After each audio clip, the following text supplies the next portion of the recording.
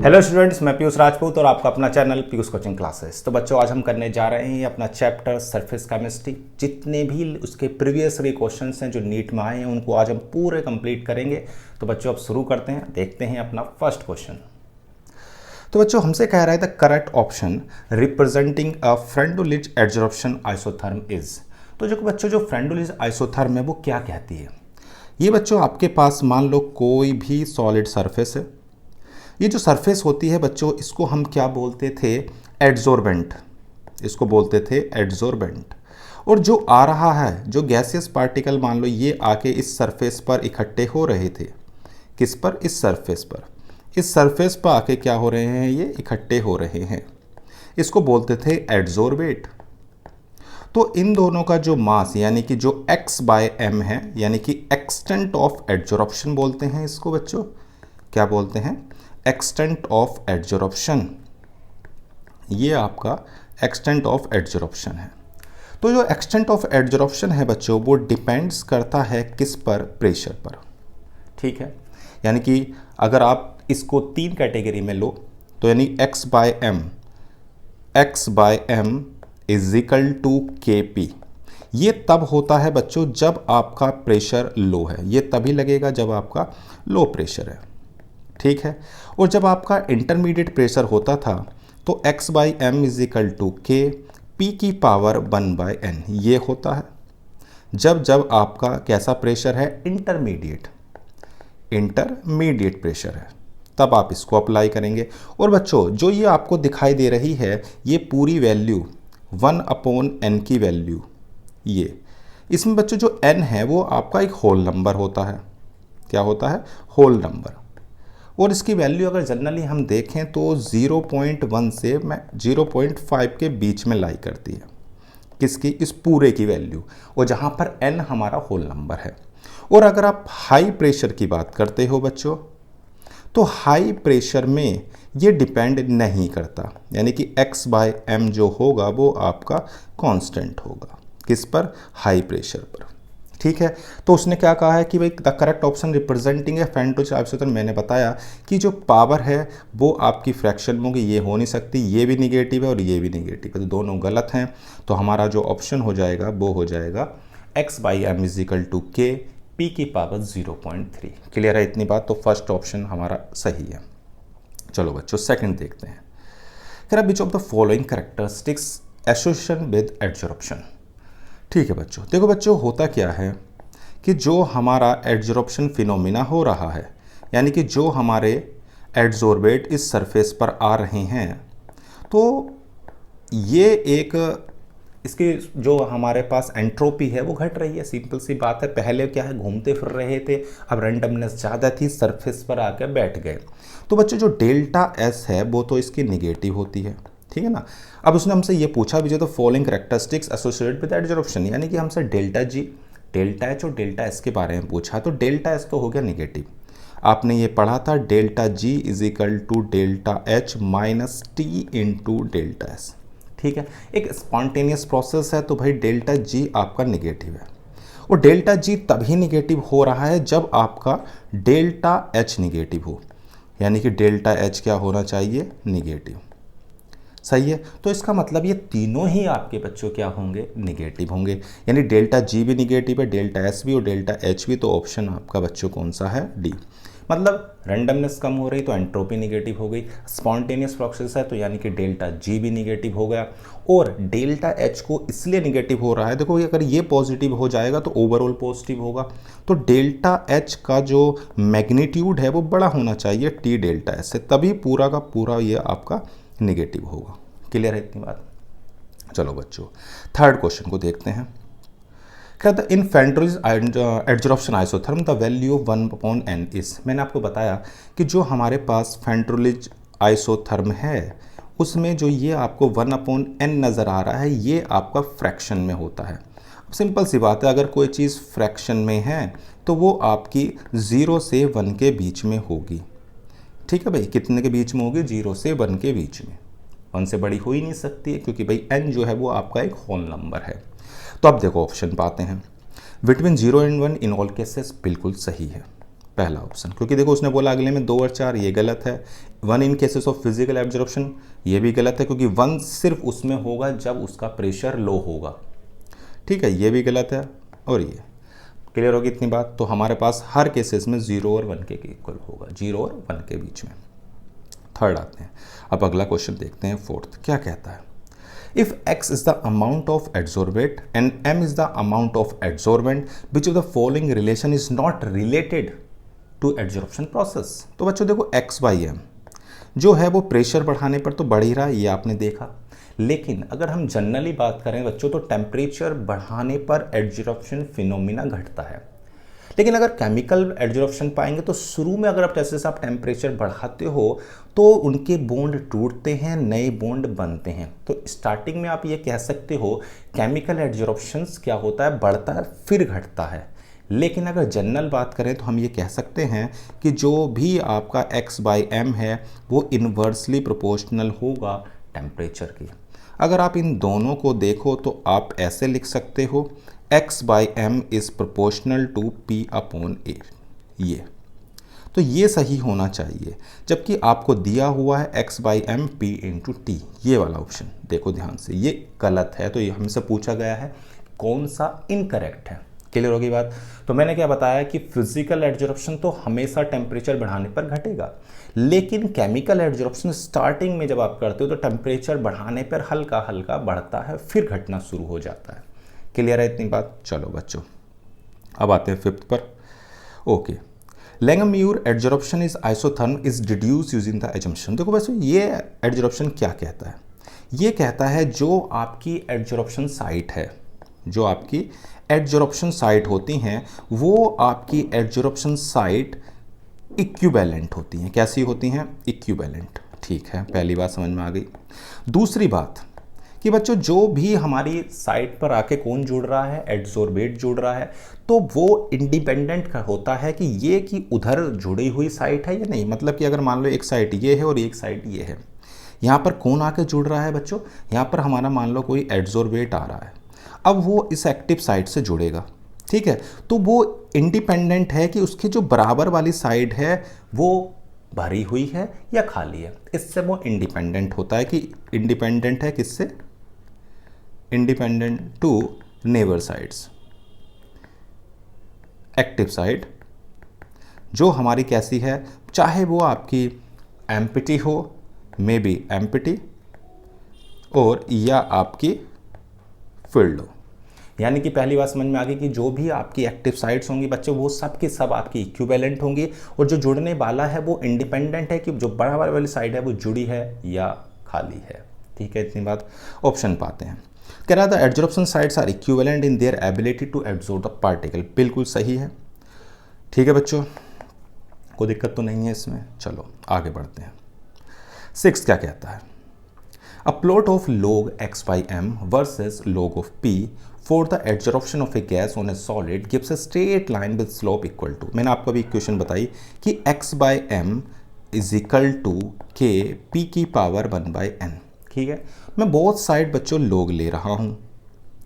अगर आप log लेते हैं log x by m is equal to log k p की पावर 1 by n। log की बच्चों प्रॉपर्टी हमारे पास होती है कि अगर कोई आपको दो मल्टीप्लिकेशन में दिए होंगे तो आप उनको ऐसे लिख सकते हो log m plus log n। Clear है इतनी बात? अब देखो मैंने इसको लिखा तो क्या आएगा? log x by m is equal to log k plus log p की पावर 1 बाई n। जो पावर है बच्चों वो आपकी आगे आ जाएगी। यह भी आपकी एक प्रॉपर्टी है जो आपको याद रखनी है कि पावर आ जाती है आगे। ठीक है बच्चों, तो ये हो जाएगा 1 बाई n log p, और ये हो गया log x by m। Clear है? ओके, अब देखो हमारे पास ग्राफ जो ड्रॉ करा गया है पहले उसे देखते हैं। जो भी ग्राफ है बच्चों वो आपका दो चीज़ों में है, एक है log x बाई m ये है, और दूसरा हमसे पूछा गया है log p जो कि ये है। ये आपका log p हो गया और ये आपका log x बाई m हो गया। आपने मैथ में एक इक्वेशन पढ़ी होगी y is equal to m x plus c. ये जो y is equal to m x plus c है, वहाँ पर m आपका स्लोप है। अब देखो इसे आप थोड़ी देर के लिए बाई सोचो, ये हो गया बाई, और इस वाले को थोड़ी देर के लिए x सोचो, तो ये जो आपको दिखाई दे रहा है बच्चों क्या 1/n, ये आपका स्लोप होगा। तो स्लोप क्या हो गया 1/n। और ये जो है इंटरसेप्ट है, जो ये इंटरसेप्ट है ये पॉजिटिव है, तो कहीं यहाँ मान लेते हैं, और ग्राफ जो होगा एक स्ट्रेट लाइन बनेगा। ठीक है, ये आपका क्या बन गया बच्चों ग्राफ। ये जो स्लोप है वो आपको दिया हुआ है, ये आपका इंटरसेप्ट है। तो उसने हमसे पूछा था स्लोप, तो स्लोप सिंपल हो गया 1/n, कोई दिक्कत तो नहीं। ओके चलो बच्चों आगे बढ़ते हैं 7 पर। कह रहा which is not correct regarding the absorption of A gas on the surface of solid.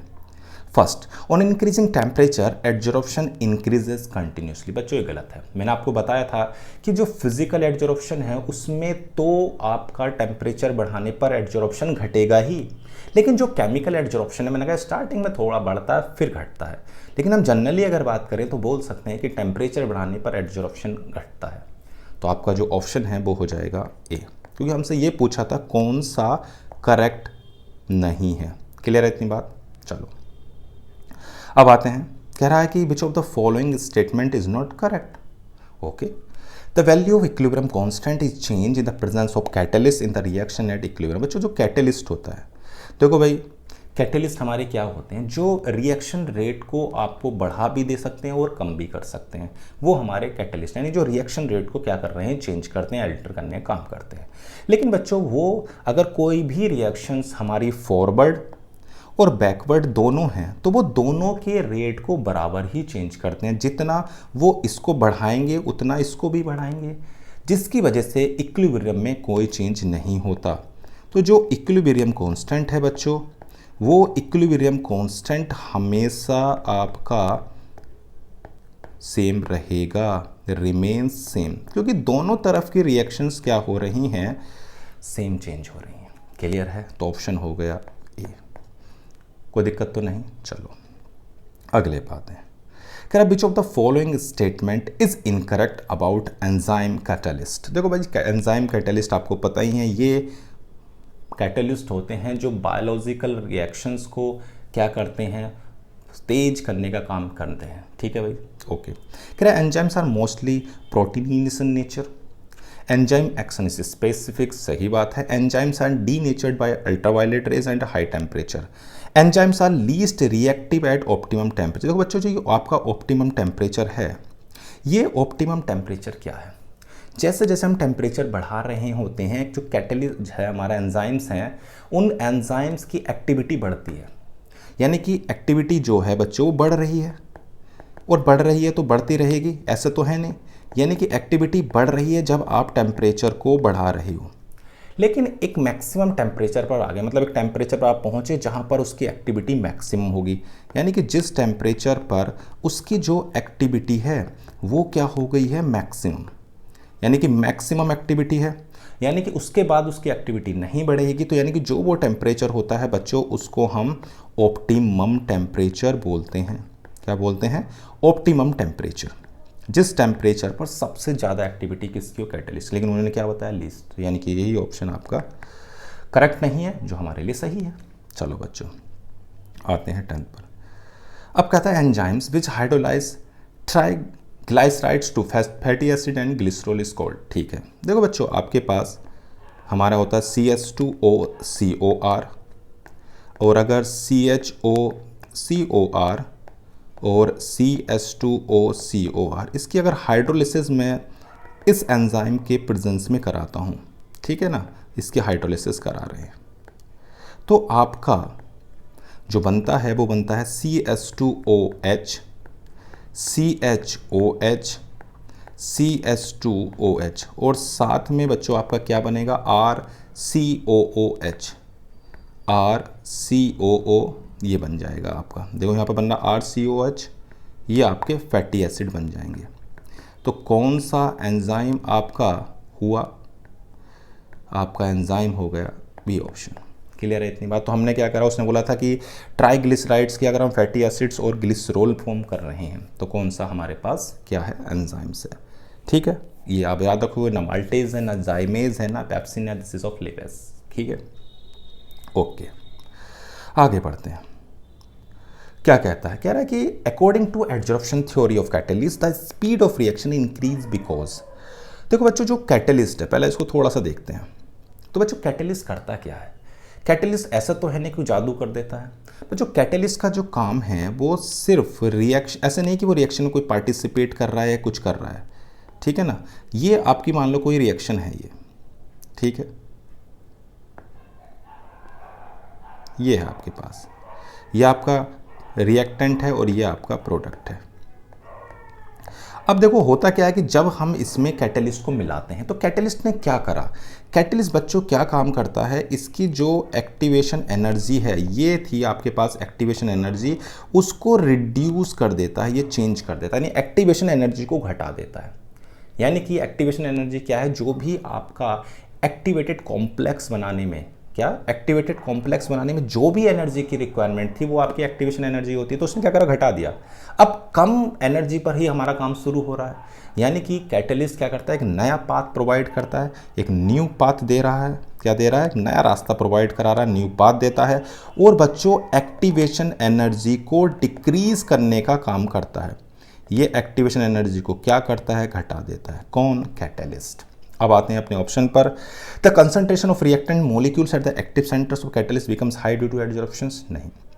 In the process of adsorption the activation energy of molecule becomes large, गलत है। Adsorption produce heat which increase the speed of reaction, नहीं। Adsorption lowers the activation energy, बिल्कुल सही, कि जो activation energy है उसको reduce करने का काम कौन कर रहा है, कैटलिस्ट कर रहा है। कोई दिक्कत तो नहीं है। चलो बच्चों आगे बढ़ते हैं। कह रहा है तो colloidal system has a particle of which is the following size. हमने तीन तरह के सॉल्यूशंस देखे, एक होता है ट्रू सॉल्यूशन, एक होता है हमारे पास कोलॉइडल सॉल्यूशन, और दूसरा होते हैं, तीसरे होते हैं सस्पेंशन। ठीक है, ये तीन हैं। जो ट्रू सॉल्यूशंस होते हैं उनका साइज 1 नैनोमीटर से छोटा होता है। कोलाइडल का 1 से लेके 1000 नैनोमीटर का होता है, और इसका बड़ा होता है किससे, 1000 नैनोमीटर से बड़ा। यानी कि अगर मैं बात करता हूँ 1 से 1000 नैनोमीटर की, तो मैं क्या बोल सकता हूँ, तो मैं बोल सकता हूँ कि 10 की पावर -6 से 10 की पावर 9 मीटर बोल सकते हैं इसे, कोई दिक्कत तो नहीं है। तो इसका जो साइज़ होगा कोलाइडल सिस्टम का वो 1 से लेके 1000 नैनोमीटर तक होगा, यानी कि 10 की पावर -6 टू 10 की पावर 9 मीटर होगा। कोई दिक्कत तो नहीं है। चलो बच्चों पढ़ते हैं अगले क्वेश्चन की ओर। देखो बच्चों क्या है, measuring zeta potential is useful in determining which property of the colloidal solution. देखो बच्चों जेटा पोटेंशियल, हमारे एक साइंटिस्ट थे हेल्मल्टोज साहब ने ये कहा कि जब आप किसी भी सॉलिड को किसी लिक्विड से अगर आप पास करा रहे हो तो होता क्या है, उस सॉलिड की सरफेस पर चार्ज जो होता है वो एड्जॉर्ब हो जाता है। कोई सा भी चार्ज आपका एड्जॉर्ब हो सकता है, पॉजिटिव भी और नेगेटिव भी। अब ये जो चार्ज एड्जॉर्ब हुआ है इसको काउंटर बैलेंस करने के लिए एक नेगेटिव चार्ज भी आ जाता है।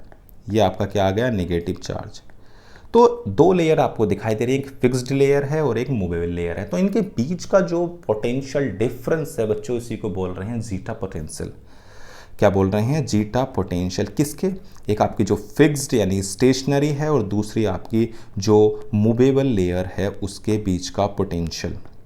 तो ये हमको स्टेबिलिटी प्रोवाइड करते हैं, यानी कि जब भी आएगी जीटा पोटेंशियल तो आपके दिमाग में आएगा ये आपको क्या देने का काम करते हैं बच्चों, स्टेबिलिटी।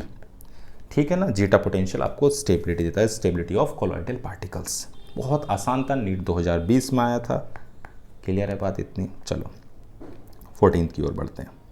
कह रहा which mixture of the solution will lead to the formation of negatively charge colloidal. Okay, अब देखो हमारे पास जो AgNO3 है, AgNO3 की अगर मैं रिएक्शन Ki से कराता हूँ, किससे, Ki से, तो क्या बनेगा, AgI प्लस KNO3।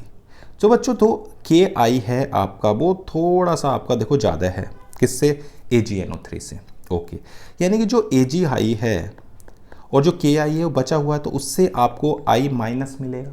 तो जो आई माइनस है बच्चों वो इसके क्या हो जाएगा, एड्जॉर्ब हो जाएगा। किसकी, इसकी सरफेस पर, यानी कि ए जी आई की जो सरफेस है उस सरफेस पर ये आई माइनस क्या हो जाएगा, एड्जॉर्ब हो जाएगा। क्लियर है इतनी बात, कौन, आई माइनस। तो उसने बोला which mixture of the solution will lead to the formation of negatively charge solution. तो पहला कि जो भी निगेटिवली चार्ज है वो थोड़ा सा उससे ज़्यादा हो और जो आपका सॉल्यूशन वो प्रेसिपिटेट बना है उस पर वो क्या हो जाना चाहिए, एड्सॉर्ब। कॉमन आयंस होने चाहिए, एक तो कॉमन आयंस और वो अमाउंट में ज़्यादा। इस चीज़ को याद रखेंगे कि एक तो आपका कॉमन आयन हो और वो जो कॉमन आयन है वो स्लाइटली थोड़ा एक्सेस होना चाहिए। ठीक है, तो ऑप्शन हो गया बी। चलो बच्चों आगे बढ़ते हैं। कह रहा on which of the following property does the coagulation power of ion depends. देखो भाई, हमारा जो हार्ड सेल्ज़ी रूल है, हार्ड सेल्ज़ी रूल बोलता है कि कोगुलेशन पावर जो आपकी है वो डिपेंड्स करती है चार्ज के मैग्नीट्यूड और साइन दोनों पर। यानी कि मैं लिख देता हूँ हार्ड सेल्ज़ी रूल, एचएस रूल लिख दे रहा हूँ। हार्ड सेल्ज़ी रूल किस पर डिपेंड करता है, चार्ज पर, और वो चार्ज के मैग्नीट्यूड पर भी और साइन पर भी, मैग्नीट्यूड एंड साइन दोनों पर ही डिपेंड करता है। कौन, कोगुलेशन। ठीक है, तो सबसे ज़्यादा कौन सा होगी कोगुलेशन, जिसका मैग्नीट्यूड और साइन ज़्यादा है, तो यानी कि ऑप्शन नंबर सी। क्लियर है, जितना ज़्यादा चार्ज उतना ज़्यादा कोगुलेशन। ओके, चलो भाई आते हैं अगले क्वेश्चन की ओर। कह रहा on which of the following properties does the coagulation power on an depend. तो इसका आपका आंसर है the magnitude charge on alone, size of ion on both. तो दोनों पर डिपेंड करता है। चलो भाई, और आपके पास है ना 3 चीज़ें हमें दी हुई हैं। ठीक है, और एक चीज़ का और याद रखेंगे कि जो कोगुलेशन पावर है, क्या बच्चों, कोगुलेशन पावर इज इन्वर्सली होती है कोगुलेशन वैल्यू की। ठीक है, किसके, कोगुलेशन वैल्यू। तो हमें कोगुलेशन वैल्यू गिवन है तो कोगुलेशन पावर इसकी क्या होगी, उल्टी होगी, जिसकी कम है उसकी सबसे ज़्यादा होगी। तो MgSO4 जो आपको दिया हुआ है ये इसकी सबसे ज़्यादा होगी, यानी कि थर्ड की सबसे ज़्यादा, उसके बाद सेकंड और उसके बाद फर्स्ट, यानी कि coagulation value is inversely to the coagulation power. Coagulation value ज़्यादा तो कोगुलेशन पावर कम। क्लियर है इतनी बात। चलो बच्चों, तो ऑप्शन आपका कौन सा हो गया, सी। ठीक है ना, यानी कि अगर कोई भी चीज़ बहुत कम अमाउंट मिलाने पर कोगुलेट हो रही तो उसका मतलब उसकी पावर क्या है, ज़्यादा है। Fog is the colloidal solution. देखो बच्चों, जो फोग है वो आपका एरोसोल होता है। क्या होता है, एरोसोल। एरोसोल में हम करते क्या हैं, जो लिक्विड है वो लिक्विड इन गैस है, लिक्विड इन गैस, यानी कि एक जो आपका है लिक्विड वो आपका क्या होता है, डिस्पर्स्ड फेज, डिस्पर्स्ड फेज है, और दूसरा आपका डिस्पर्जन मीडियम है, डिस्पर्जन मीडियम। तो ये आपका क्या हो गया, लिक्विड इन गैस। याद रखोगे, कोई दिक्कत तो नहीं। चलो आगे बढ़ते हैं। कह रहा विच property of the colloidal solution is independent of the charge on the colloidal particle. देखो इलेक्ट्रोऑस्मोसिस, इलेक्ट्रोऑस्मोसिस तो होती ही है कि हम उसमें चार्ज पार्टिकल्स होने चाहिए, तो डिपेंड्स करता है। ठीक है, कोगुलेशन भी डिपेंड करता है, इलेक्ट्रोफोरेसिस भी चार्ज पर डिपेंड करती है। ये तीनों की तीनों जो प्रॉपर्टी हैं वो चार्ज डिपेंडेंट हैं, चार्ज डिपेंडेंट। बस एक आपका जो टिंडल इफेक्ट है वो चार्ज पर डिपेंड नहीं करता। ये कहता है कि अगर साइज कोलॉइडल पार्टिकल की रेंज में है तो जब इस पर लाइट पड़ेगी तो लाइट स्कैटर्ड हो जाएगी। ठीक है बच्चों, कोई दिक्कत तो नहीं कि जो भी आपकी सनलाइट है, और आपने इसे देखा भी होगा जब आप गांव जाते हैं तो पेड़ अगर बिल्कुल घने हुए हैं और बहुत ही स्मॉल होल से कोई लाइट आ रही होती है तो डस्ट पार्टिकल आपको दिखाई देते हैं, या नहीं, यानी कि वो चार्ज पर डिपेंड नहीं करते। अच्छी बात है, आगे बढ़ते हैं। The protecting power of lyophilic colloidal solution in expressed in terms of. देखो बच्चों, ये जो है सीधा आंसर आप याद रखोगे कि जो हमारे लायोफोबिक होते हैं, लायोफोबिक कोलॉइडल सॉल्यूशन जो हैं, लायोफोबिक कोलॉइडल सॉल्यूशन को में जैसे ही हम इलेक्ट्रोलाइट्स मिलाते हैं तो वो हमारे कोगुलेट हो जाते हैं। उनको रोकने के लिए क्या करते हैं, उसमें हम लायोफिलिक मिला देते हैं, और वो लायोफिलिक उसके चारों तरफ क्या बना लेता है, एक लेयर बना लेता है जो उसको प्रोटेक्ट करने का काम करता है। ठीक है ना, क्या बना ली लायोफिलिक ने, एक लेयर बना ली जो उसको प्रोटेक्ट कर रहा है। ठीक है, यानी कि जो मिनिमम अमाउंट है लायोफिलिक का इन मिलीग्राम्स, जो हमें प्रिवेंट करता है कोगुलेशंस को, यानी कि हमारा जो है वो आपका गोल्ड सॉइल होता है, गोल्ड सॉइल बोल सकते हैं, तो उसको हमें क्या करता है, प्रिवेंट करने का काम कर रहा है। यानी कि जो हम लगभग 10% ऑफ 1 ml ऑफ क्या मिला रहे हैं, NaCl। ठीक है, इतनी बात। तो मैंने क्या बताया, मैंने बताया कि आपका जो भी क्या है अमाउंट है, मिनिमम अमाउंट है किसका, प्रोटेक्टिव कोलाइड का, हम जो मिला रहे हैं उसे कोगुलेशंस को रोकने के लिए, जब उसमें हम क्या ऐड करेंगे electrolyte, it's 10% of 1 ml NaCl, तो उसको हम बोलते हैं गोल्ड नंबर।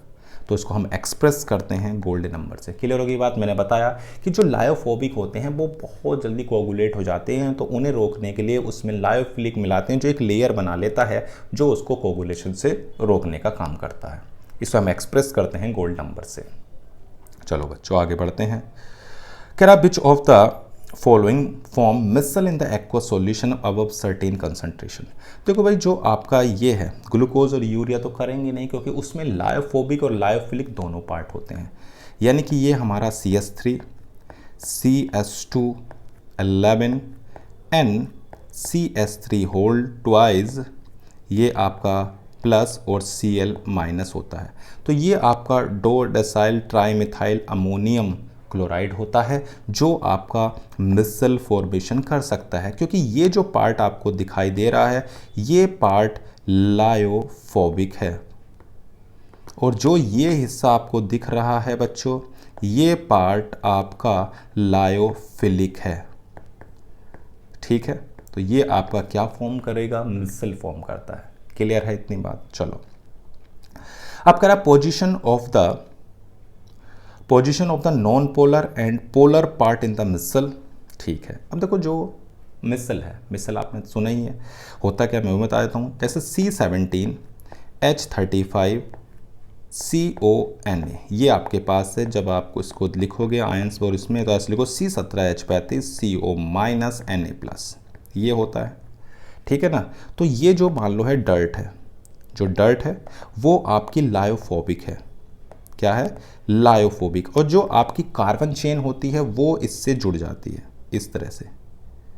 ठीक है, यहाँ पर आपका COO माइनस और Na+ होगा, इस तरह से ये जुड़ रही हैं। यहाँ पर आपका COO माइनस Na+ होगा, इस तरह से COO माइनस Na+, ऐसे ही यहाँ पर होगा, ये आपका COO माइनस Na+। अब देखो ये जो आपका हिस्सा है वो कौन सा है, लायोफोबिक है, और जो बाहर वाला हिस्सा है वो लायोफिलिक है। तो जो पोलर एट आउटर सरफेस और जो नॉन पोलर हिस्सा है वो इनर वाला पार्ट है। क्लियर हो गया, लायोफोबिक अंदर है, जो मतलब जो नॉन पोलर है, और जो पोलर है वो वाला पार्ट आपका बाहर है।